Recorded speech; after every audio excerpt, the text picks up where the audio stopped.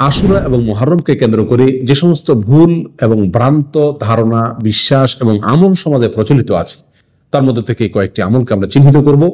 বিশুদ্ধ হাদিস দ্বারা যেগুলো প্রমাণিত নয় এমন আমলসমূহের মধ্য থেকে, এমন ধারণাসমূহের মধ্য থেকে একটি হলো মুহররম মাস সম্পর্কে অনেকেই মনে করেন এটি হলো বছরের শ্রেষ্ঠ মাস। কারণ আল্লামা সুয়ুতি রহমতুল্লাহি আলাইহি সংকলিত বিখ্যাত জামিয়া সগীর নামক কিতাবে একটি বর্ণনা পাওয়া যায়, যে বর্ণনার ভাষ্য হলো সাইয়্যিদুল আশহুরি আল মুহররম, অর্থাৎ সকল মাসসমূহের মধ্যে সেরা এবং শ্রেষ্ঠ মাস হলো মুহররম। আরেক বর্ণনা একই কিতাবে আসছে আফদালুশ শুহুরি আল মুহররম, অর্থাৎ সকল মাসসমূহের ভিতরে শ্রেষ্ঠ এবং সেরা মাস হলো মুহররম। এই সাইয়্যিদুল আশহুরি আল মুহররম এই হাদিস প্রসঙ্গে আল্লামা আলবানী রাহিমাহুল্লাহ যায়ফুল জামি কিতাবে মন্তব্য করেছেন যে অনেক মুহাদ্দিসিনে কেরাম এই হাদিসের সনদকে সম্পূর্ণ জাল এবং ভিত্তিহীন বলেছেন, অর্থাৎ এই হাদিসটি নবী সাল্লাল্লাহু আলাইহি ওয়াসাল্লাম থেকে প্রমাণিত নয়। তাছাড়া বিশুদ্ধ এবং বিখ্যাত হাদিস নবী সাল্লাল্লাহু আলাইহি ওয়াসাল্লামের যে হাদিসে রমজান মাসকে বছরের সেরা মাস বলা হয়েছে, সেই হাদিসের সম্পূর্ণ বিপরীত হয়ে যায় হাদিস। মুহররমকে কেন্দ্র করে আরেকটি ভুল ধারণা হলো, অনেকে মনে করেন মুহররম মাসের প্রতিদিনের রোজার বিশেষ সওয়াব আছে, এবং এই প্রসঙ্গেও জালালউদ্দিন সুয়ুতী রাহমাতুল্লাহ আলাইহির একই কিতাবে অর্থাৎ বিখ্যাত হাদিসের কিতাব জামিউস সগীরে একটি বর্ণনা পাওয়া যায়, যে বর্ণনার ভাষ্য হলো মান সামা ইয়াওমান মিনাল মুহররম ফালাহু বিকুল্লি ইয়াওমিন 30 হাসানা, যে ব্যক্তি মুহররমের মাসের যে কোনো একদিন রোজা রাখবে, সে একদিনের রোজার বিনিময়ে সে 30 নেকি পাবে। এইভাবে যে কয়টি রোজা রাখবে 30 করে নেকি সে পাবে। এই বর্ণনা প্রসঙ্গে আল্লামা হাইসামি, আল্লামা হাফেজ যাহাবী এবং আল্লামা মানাউই রাহিমাহুল্লাহ একযোগে সকলে এটাকে জয়ীফ বলেছেন, দুর্বল বলেছেন। এটি বিশুদ্ধতার মানদণ্ডে উত্তীর্ণ নয়, সঠিক কোনো হাদিস নয়। নাম্বার 3, আশুরার দিন প্রসঙ্গে একটি ধারণা আমাদের সমাজে প্রচলিত আছে, সেটা হলো আশুরার দিনে যদি কেউ তার পরিবারের জন্য ভালো খাবারের ব্যবস্থা করে, ভালো আয়োজন করে, তো আল্লাহ তাআলা তাকে সারা বছর অর্থনৈতিকভাবে ভালো রাখেন, প্রাচুর্য দান করেন, তার সে বছর ভালোভাবে যায়, ভালোভাবে কাটে অর্থনৈতিক দিক থেকে। এবং এক্ষেত্রে ইমাম তাবরানী রাহিমাহুল্লাহ বর্ণিত একটি বর্ণনা আমরা পেশ করে থাকি অনেকে, যার ভাষ্য হলো এরকম, মান ওয়াসা আলা আয়ালিহি ইয়াওমা আশুরা ওয়াসা আল্লাহু আলাইহি সাইরাস সানাহ, যে ব্যক্তি আশুরার দিনে তার পরিবারকে ভালো খাবার দাবার আয়োজন পরিবারের জন্য করে, সেই ব্যক্তিকে আল্লাহ সুবহানাহু ওয়া তাআলা সারা বছর প্রাচুর্য মধ্যে রাখেন, সচ্ছল রাখেন। এরকম একটি বর্ণনা ইমাম তাবরানী রাহিমাহুল্লাহ বর্ণনা করেছেন। এই বর্ণনা প্রসঙ্গে আল্লামা হাইসামি রহমতুল্লাহি আলাইহি মন্তব্য করেছেন যে এই বর্ণনাটি সম্পূর্ণ জাল এবং ভিত্তিহীন। ইমাম আহমদ ইবনে হাম্বল রাহিমাহুল্লাহ তিনি বলেছেন যে হাদিসটি সম্পূর্ণভাবে অশুদ্ধ, এটি সহিহ কোনো বর্ণনা নয়। নাম্বার 4, আশুরার দিনে গোসল করা এবং চোখে সুরমা লাগানোর ফজিলত আমরা অনেকে বর্ণনা করে থাকি, এবং এ প্রসঙ্গে একটা বর্ণনা পেশ করা হয়ে থাকে যার ভাষ্য হলো মান ইগতাসালা ইয়াওমা আশুরা লাম ইয়ামুদ যালিকাল ইয়াম ওমান ইক্তাহালা ইয়াওমা আশুরা লাম ইয়ারমাদ যালিকাল আম, যে ব্যক্তি আশুরার দিনে গোসল করলো সেই ব্যক্তি ওই বছর আর কোনো রোগে আক্রান্ত হবে না, আর যে ব্যক্তি আশুরার দিনে সুরমা লাগাবে চোখে, ওই বছরের জন্য তার চোখে আর কোনো অসুস্থতা দেখা দিবে না, কোনো প্রদাহ হবে না। এই বর্ণনাটিকেও আল্লামা ইবনুল কাইয়িম জাওজিয়্যি রাহিমাহুল্লাহ তার বিখ্যাত জাল হাদিস সমগ্রের কিতাব আল মাওযুআতে তিনি উল্লেখ করেছেন, অর্থাৎ এই হাদিসটিকে তিনি জাল হিসাবে, ভুয়া এবং ভিত্তিহীন হিসাবে চিহ্নিত করেছেন। নাম্বার 5, যুগে যুগে বিভিন্ন নবী রাসূলগণ এই আশুরার দিনে মুক্তি পেয়েছেন, এরকম একটা ধারণাও আমাদের সমাজে মোটামুটি প্রচলিত আছে, এবং ওয়াজের মাহফিলগুলোতে আমরা অনেকেই শুনে থাকি, মসজিদের মিম্বরগুলোতেও অনেক বেশি পরিমাণে শোনা যায়। বাস্তবে 2-4টি ঘটনা ইতিহাসে ঘটেছে যেটি সহিহ হাদিস দ্বারা প্রমাণিত আশুরার দিনে। তার মধ্যে থেকে উল্লেখযোগ্য এবং সবচেয়ে বড় ঘটনা হলো মুসা আলাইহিস সালাম এবং বনী ইসরাঈলকে আল্লাহ সুবহানাহু ওয়া তাআলা আশুরার দিনে মুক্তি দিয়েছেন, তাদেরকে নাজাত দিয়েছেন। ফিরআউন এবং তার বাহিনীকে আল্লাহ সুবহানাহু ওয়া তাআলা পরাস্ত করেছেন, নিমজ্জিত করেছেন।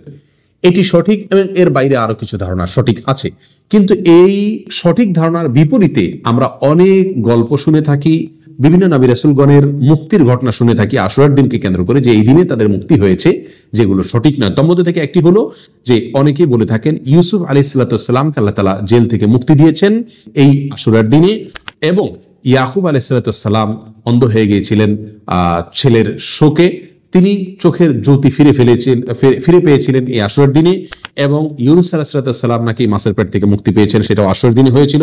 ইদ্রিস আলাইহিস সালামকে আসমানে উঠে নেওয়া হয়েছিল, সেটাও আশুরার দিনে হয়েছে, এবং আশুরার দিনই নাকি কিয়ামত সংগঠিত হবে।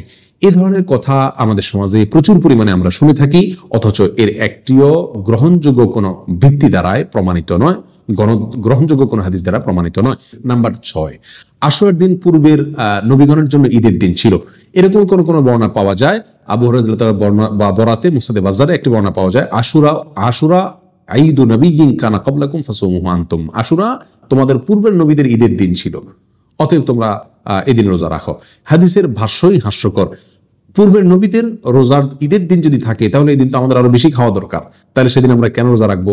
বিধায় এই হাদিসটিও আসলে সহিহ নয়, বিশুদ্ধ নয়। এই হাদিসকে মুহাদ্দিসিনে কেরাম যঈফ বলেছেন এবং এর একাধিক বর্ণনাকারী আছেন যাদেরকে মুহাদ্দিসিনে কেরাম দুর্বল বলে আখ্যায়িত করেছেন, মন্তব্য করেছেন, চিহ্নিত করেছেন। বিধায় এই হাদিসটিও সহিহ নয়। নাম্বার 7, আশুরার দিনে রোজা রাখলে 60 বছরের ইবাদতের সমতুল্য, এরকম একটি বর্ণনা পাওয়া যায়, কিন্তু সেই বর্ণনাকে ইমাম সুয়ুতী রাহমাতুল্লাহ আলাইহি তার জাল হাদিস সংকলনের যে গ্রন্থ আল্লাহ আলী উল মাসনুআ ফিল আহাদিসিল মাওযুআ এখানে সংকলন করেছেন, অর্থাৎ জাল হাদিসের সংকলনের মধ্যে এটাকে তিনি অন্তর্ভুক্ত করেছেন। এবং এর মাধ্যমে আমরা জানতে পারলাম এই ধারণাটাও সঠিক নয় যে আশুরার দিনে রোজা রাখলে 60 বছর ইবাদতের সওয়াব পাওয়া যায়। নাম্বার 8, আশুরার দিনের রোজা প্রসঙ্গে আরেকটি ভিত্তিহীন কথা হলো যে আশুরার দিনের বিশেষ একটা নফল নামাজ আছে যেটা যোহর থেকে আসরের নামাজের মাঝামাঝি সময় পড়তে হয়, 4 রাকাত বিশিষ্ট। প্রত্যেক রাকাতে সূরা ফাতিহা 100 বার, আয়াতুল কুরসি 11 বার, সূরা ইখলাস 15 বার করে এবং সূরা ফালাক এবং নাস পড়বে এবং এরপর সালাম ফেরানোর পরে 70 বার ইস্তেগফার পড়তে হবে। এভাবে নামাজ পড়লে আল্লাহ তাআলা তাকে জান্নাতুল ফেরদাউসে একটি সাদা গম্বুজ দান করবেন। এরকম একটি বর্ণনা বর্ণিত আছে বিভিন্ন হাদিসের কিতাবে, অথচ এই হাদিসকে ইমাম শওকানী রহমতুল্লাহ আলাইহি জাল এবং সম্পূর্ণ ভুয়া ভিত্তিহীন বলে আখ্যায়িত করেছেন, মন্তব্য করেছেন, চিহ্নিত করেছেন। নাম্বার 9, হুসাইন রাদিয়াল্লাহু তাআলা আনহুর মৃত্যু দিবস উপলক্ষে আশুরার দিনে যদি কেউ কান্নাকাটি করে কিয়ামতের দিন সে উলুল আজম তথা সিনিয়র নবীদের সাথে উঠবে, এরকম একটি বর্ণনাও পাওয়া যায়। এই বর্ণনাকেও ইমাম শওকানী রাহিমাহুল্লাহ জাল এবং সম্পূর্ণ ভিত্তিহীন বলেছেন এবং তিনি বলেছেন এটি শিয়া রাফেজিদের বানানো বর্ণনা যার কোনো ভিত্তি খুঁজে পাওয়া যায় না। নাম্বার 10, আশুরার দিনে আসমান জমির সৃষ্টি হয়েছে, এরকম একটি বর্ণনা পাওয়া যায় যার ভাষ্য হলো খালাকাল্লাহু সামাওয়াতি ওয়াল আরদ ইয়াওমা আশুরা, অর্থাৎ আশুরার দিনে আল্লাহ তাআলা আসমান জমির সৃষ্টি করেছেন, এরকম একটি বর্ণনা পাওয়া যায়।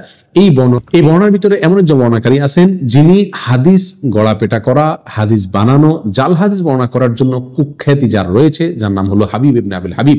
মুহাদ্দিসিনে কেরামের সকলের কাছে অত্যন্ত পরিচিত একটি নাম। এই ব্যক্তি এই হাদিসে বর্ণনার মধ্যে রয়েছেন, যার কারণে এই হাদিসকে মুহাদ্দিসিনে কেরাম ভিত্তিহীন এবং জাল বলে আখ্যায়িত করেছেন। বিধায় আশুরার দিনে জমিন আসমান সৃষ্টি হয়েছে এরকম ধারণা সঠিক ধারণা নয়।